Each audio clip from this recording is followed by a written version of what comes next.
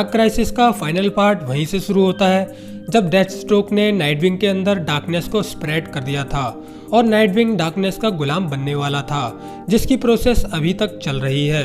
तो इसीलिए हम नाइटविंग को डार्कनेस के अंदर देखते हैं, जहां नाइटविंग कहता है कि वैसे तो हम अंधेरे में काम करते हैं, पर इस सब की शुरुआत एक रोशनी से हुई थी। जब मेरे पेरेंट्स की डेथ हुई थी तब मैं बहुत ज्यादा अंधेरे में था और मैं खो चुका था।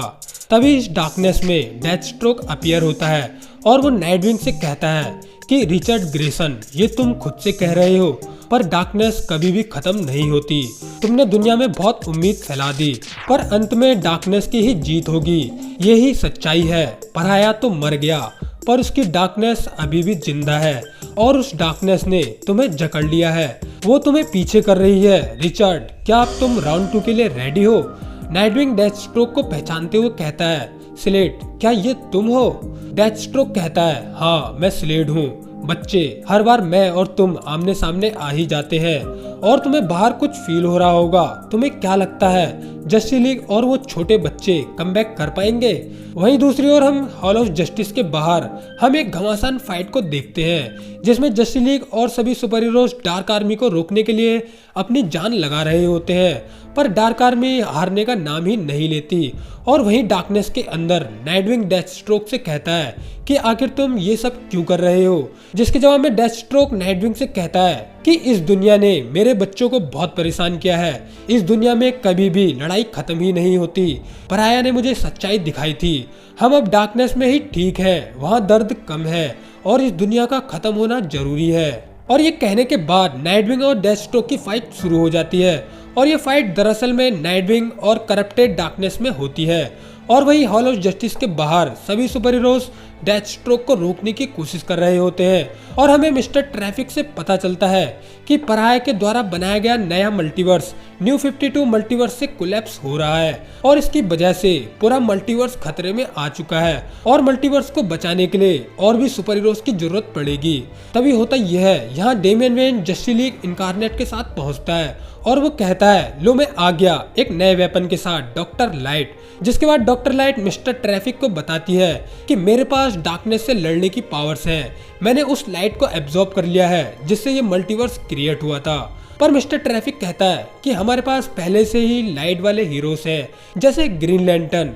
पर तभी यहाँ बैरी एलन अपनी पूरी फ्लैश फैमिली के साथ पहुंचता है, जिसके पास पूरा मल्टीवर्स को बचाने के लिए एक प्लान होता है, जिसमें वो पूरी फ्लैश फैमिली की पावर्स को कंबाइन करके अपने मल्टीवर्स को नए मल्टीवर्स से कनेक्ट करके स्टेबल कर सकता है। इस प्लान को सुनकर वॉली वेस्ट कहता है कि हमने पहले भी इन्फिनाइट अर्थ को खोया है, पर अब हम ऐसा नहीं होने देंगे। इसके बाद पूरी फ्लैश फैमिली न्यू 52 मल्टीवर्स के चारों ओर दौड़ने लगती है, जिससे कि न्यू 52 का कनेक्शन न्यू मल्टीवर्स से बन जाए। और वही मिस्टर ट्रैफिक कहता है, पर अभी भी हमें डेथस्ट्रोक को रोकना पड़ेगा, क्योंकि डेथस्ट्रोक के पास जाना मतलब डार्कनेस का गुलाम बनना, और अब कौन है जो ये रिस्क ले सकता है? और ऐसा सुनते ही ब्लैक एडम डेथस्ट्रोक को उड़ाते हुए कहता है कि ये मेरा फर्ज है सैक्रिफाइस करने का। डार्क साइड ने मुझसे कहा था मैं डार्कनेस को हरा सकता हूँ, और मुझे भी यही लगा था, सिर्फ मैं ही डार्कनेस को हरा सकता हूँ।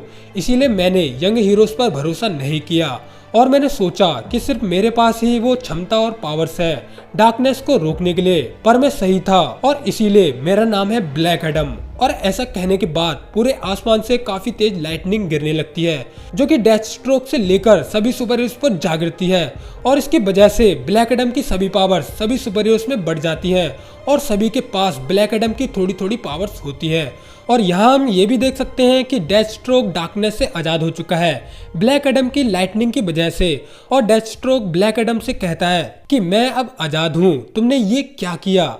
जिसके जवाब में ब्लैक एडम कहता है कि डार्कनेस अब उन्हें नहीं छू सकती। मैंने अपनी पावर्स को सब में बांट दिया है, जिससे हम साथ में डार्कनेस से लड़ सकते हैं। ये सुनकर डेथस्ट्रोक कहता है, ब्लैक एडम, मुझे लगा था तुम सबसे ज्यादा डेंजरस हो, पर अब तुम्हारी पावर्स कम हो चुकी हैं। बुढ़े आदमी, तुमने मुझे पराया की डार्कनेस से फ्री करा दिया, पर अब उस डार्कनेस ने एक नया घर ढूंढ लिया है। नाइटविंग डार्कनेस में अकेला है, कुछ समय बाद वो भी डार्कनेस का गुलाम बन जाएगा।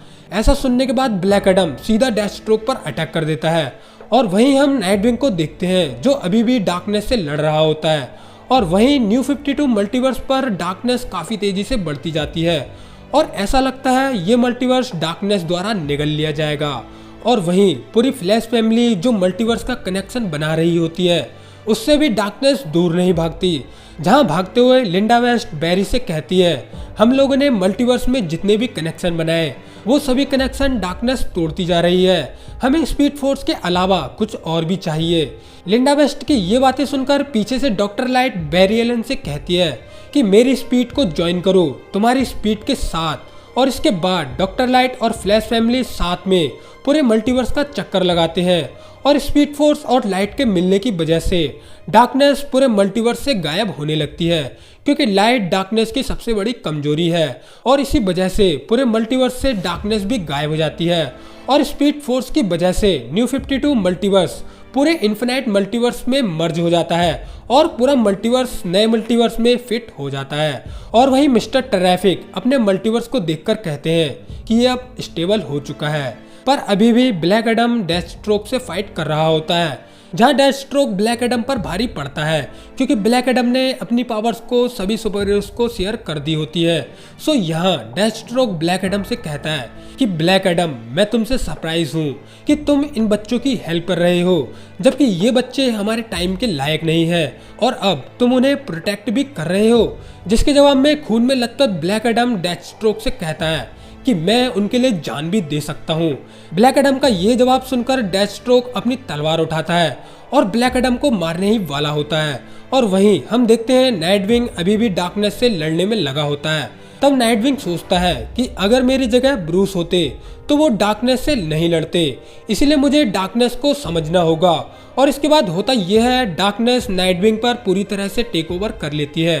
पर होता यह है डार्कनेस की करप्शन नाइटविंग की उम्मीद के कारण खत्म हो जाती है और नाइटविंग डार्कनेस को कंट्रोल कर लेता है और वो इस डार्कनेस से निकलकर बाहर आ जाता है और वो सीधा डार्क जंजीरों से डेथस्ट्रोक पर अटैक कर देता है और आखिरकार डेथस्ट्रोक अपने घुटनों पर आ जाता है। पर फिर भी डेथस्ट्रोक आखिरी बार नाइटविंग पर अटैक करने के लिए आगे बढ़ता है, पर उसकी बेटी रोज डेथस्ट्रोक को रोकते हुए कहती है कि फादर अब बहुत हो गया, आपको हेल्प की जरूरत है। और डेथस्ट्रोक अपनी बेटी रोज को देखकर वहीं रुक जाता है और वो अपनी बेटी रोज से कहता है कि मैं तुम्हें हर्ट नहीं करना चाहता था। और इसी प्रकार डार्कनेस पूरी तरह से खत्म हो जाती है और सूरज से रोशनी हॉल ऑफ जस्टिस तक पहुंचती है। और इसके बाद हम देखते हैं सभी सुपर हीरोज अपने अपने जगह पर चले जाते हैं। डार्कसाइड वापस एपोकलिप्स पर राज करता है। स्पेक्टर अपनी काउंसिल ऑफ गॉड्स को फिर से ज्वाइन कर लेता है। Justice league incarnate house of heroes में चले जाती है और डेथस्ट्रोक को क्रायोजेनिक चैम्बर में कैद कर लिया जाता है। और तभी एक अनजान शख्स यहाँ पर दरवाजा खोलता हुआ दिखता है और हॉल ऑफ जस्टिस जो बुरी तरह से टूट गया था उसको फिर से बनाया जा रहा है, जिसकी देखभाल ब्लैक एडम कर रहा होता है।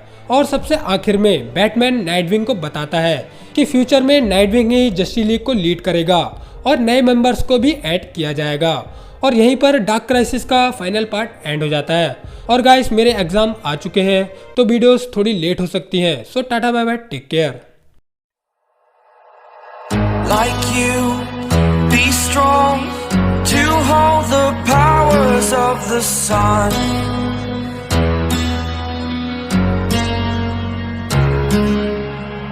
To dream, believe in strength. Now I'm the only